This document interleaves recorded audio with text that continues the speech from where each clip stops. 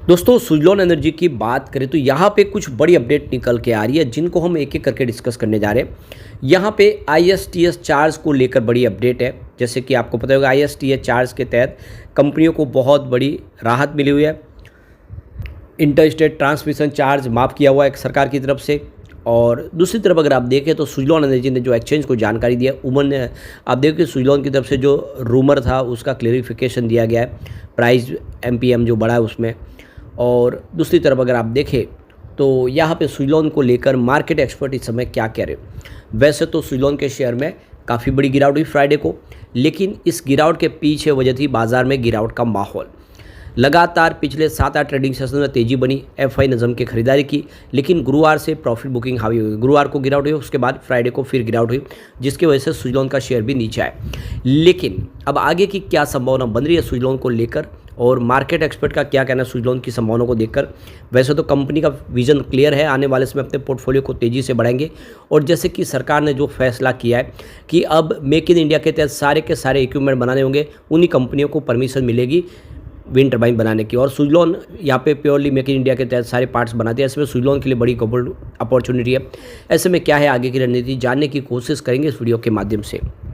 लेकिन फ्रेंड्स उससे पहले अगर आप पहली बार हमारे चैनल पे आए तो चैनल को सब्सक्राइब कर दीजिए, एक बेल आइकॉन दबा दीजिए ताकि जब भी नया वीडियो बने पहला नोटिफिकेशन आपको मिले। वीडियो पसंद आए तो लाइक से जरूर कीजिए। चलो फ्रेंड्स वीडियो स्टार्ट करते हैं। मैं हूँ आपका दोस्त SP दवे और हमारे अपने चैनल ऑनलाइन कमाई में आपका बहुत बहुत स्वागत है। तो सबसे पहले सुजलॉन एनर्जी के कारोबार की बात करें, 58.29 पर क्लोजिंग थी, 3.06% की गिरावट देखने को मिली। अब ऐसे गौर करने वाली बात है कि इंट्राडे में स्टॉक 60.5 तक पहुंच गया था। बाजार ने अगर साथ दिया होता तो तेज़ी बन जाती, लेकिन बाजार का सपोर्ट नहीं मिला। अब जो बड़ी अपडेट निकल के आ रही है, सुजलॉन एनर्जी ने एक्सचेंज को जानकारी दी है और इसमें जो MPM देखने को मिला यानी मटेरियल प्राइस मूवमेंट, उसको लेकर क्लेरिफिकेशन दिया गया है। तो इस देख सकते हो कि सुजलॉन की तरफ से कहा गया है कि सुजलॉन के शेयर में फ्राइडे को यानी 25 अप्रैल को 11:21 पे यहाँ पे हैवी वॉल्यूम देखने को मिला। और ये जो MPM जो देखने को मिला है उसमें हमारे तरफ से कोई भी रोल नहीं है। यानी उनका कहना है कि हमने कोई इवेंट यहाँ पे ऑर्गेनाइज नहीं किया, न किसी प्रकार की कोई अनाउंसमेंट की है।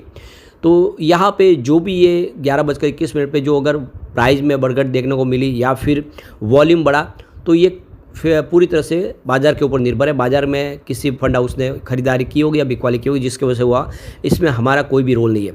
हमने अपनी तरफ से कोई भी ऐसी इन्फॉर्मेशन नहीं दी है जिसकी वजह से यहाँ पे MPM देखने को मिले। तो इस रूमर का क्लेरिफिकेशन कंपनी की तरफ से दे दिया गया है। तो सुजलॉन एनर्जी के शेयरों में अप्रैल महीने में तेजी देखने को मिली। हालांकि शुक्रवार को मार्केट की गिरावट की वजह से सुजलॉन के शेयर में गिरावट देखने को मिली। कंपनी के शेयर शुक्रवार को भी 3.06% की गिरावट के बाद 58.29 के लेवल पर आए। सुजलॉन एनर्जी के शेयर में मौजूदा 52 वीक का जो लो लेवल है उससे 50% आप देख सकते हो बढ़त के साथ क्लोजिंग देखने को मिली। लेकिन अभी भी सुजलॉन को लेकर लोगों के मन में बहुत सारे सवाल हैं। उनको भरोसा नहीं हो पा रहा है कि स्टॉक आने वाले समय क्या बेहतर करेगा। तो सुजलॉन एनर्जी के शेयरों पे नज़र रखने वाले एक्सपर्ट का मानना है कि कंपनी की बिजनेस ग्रोथ अच्छी है, ऑर्डर बुक भी काफ़ी मजबूत है।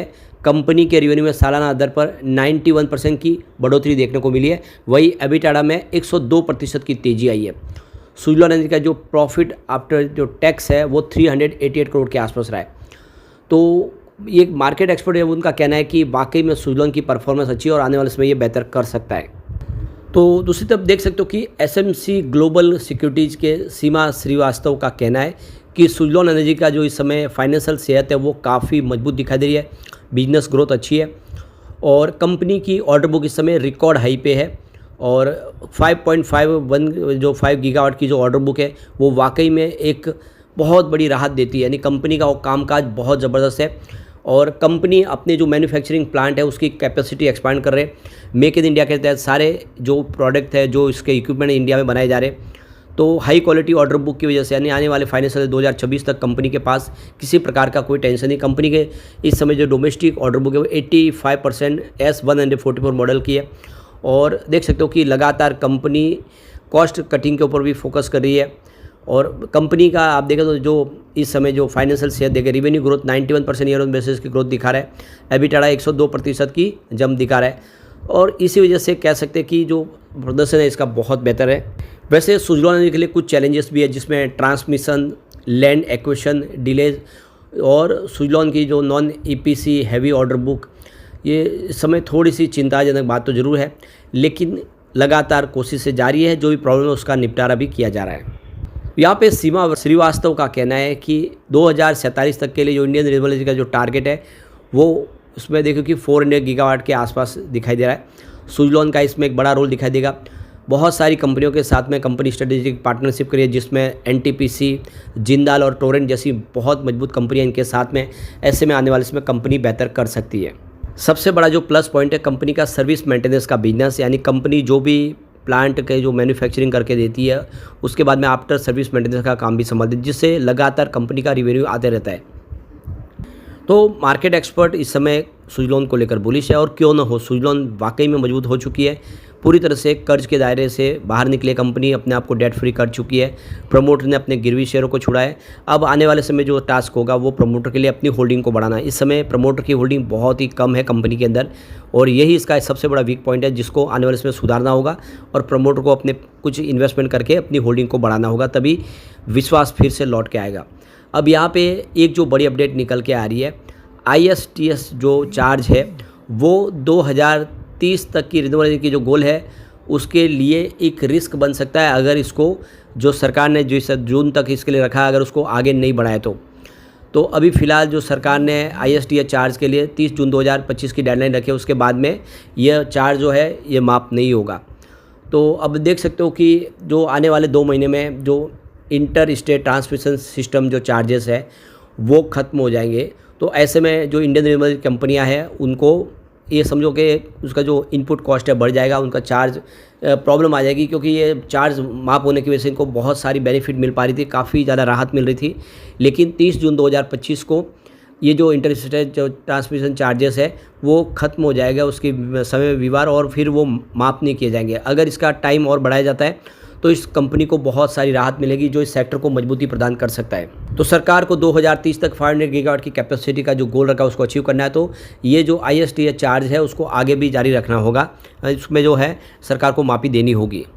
तो करीब 3 गीगावाट के जो पावर प्रोजेक्ट है जो 2023 में बने, वो यहाँ पे पावर परचेस एग्रीमेंट साइन हो चुके हैं, जिसमें देखें तो जो हाईएस्ट कैपेसिटी है उसमें जो 18% का जो प्रोजेक्ट का वो राजस्थान से निकल के आ रहा है, और उसके बाद में मध्य प्रदेश का 7% है, कर्नाटका का 4% है। तो इस तरह से अगर आप देखें तो यहाँ पे पावर परचेस एग्रीमेंट साइन हुए। तो बाजार के जानकारों का कहना है कि ISTS चार्ज जो है इसको आगे भी माफ़ करना होगा 2030 तक, तभी जो सरकार का गोल है उसको अचीव किया जा सकता है। 2016 से अगर देखें तो ISTS चार्ज को कई बार आगे बढ़ा के माफ़ किया गया है, और लास्ट में जो इसमें माफ़ी दी गई वो देख सकते हैं 2022 में दी गई थी। जो प्रोजेक्ट 30 जून 2025 तक कंप्लीट होगा उन सब के लिए यहाँ पे ये चार्ज को माफ़ किया गया है। और अब आप देख सकते हो कि इसकी जो डेडलाइन में अगर आप देखेंगे तो आने वाले समय जो 1 जुलाई से जो प्रोजेक्ट होंगे वो उसके ऊपर चार्ज लगेंगे, और देख सकते हो कि 2026 से 25% एनुअली चार्ज लगता हुआ दिखाई देगा। और ये चार्ज अगर बढ़ेगा तो फिर इससे अगर आप समझ सकते हो कि बहुत सारी प्रॉब्लम क्रिएट होगी इस सेक्टर को। ऐसे में सरकार को सोचना है कि ये योजना आगे भी चालू रखनी पड़ेगी, तभी जाके इन कंपनियों को जो प्रॉब्लम है उससे निजात मिल पाएगी, उनको राहत मिल पाएगी। और इस समय देख सकते हो कि सबसे बड़ी जो प्रॉब्लम है कि अभी भी जो बिजली का निर्माण हो रहा है उसके खरीदार काफ़ी कम मिल रहे हैं, इससे भी प्रॉब्लम हो रही है इन कंपनियों को, और सरकार को इसके लिए कुछ न कुछ और इंसेंटिव देना होगा, तभी जाके ये कंपनियाँ आने वाले समय और तेज़ी से अपने कारोबार को आगे बढ़ पाएगी। लेकिन फ्रेंड्स, कोई भी इन्वेस्टमेंट करने से पहले अपने फाइनेंशियल एडवाइज़र से एडवाइस ले ले या अपना खुद का रिसर्च करें, क्योंकि मैंने वीडियो आपके एजुकेशनल पर्पज़ के लिए ही बनाया। वीडियो पसंद आए तो लाइक से जरूर कीजिए और चैनल को सब्सक्राइब कर दीजिए। Thank you friends.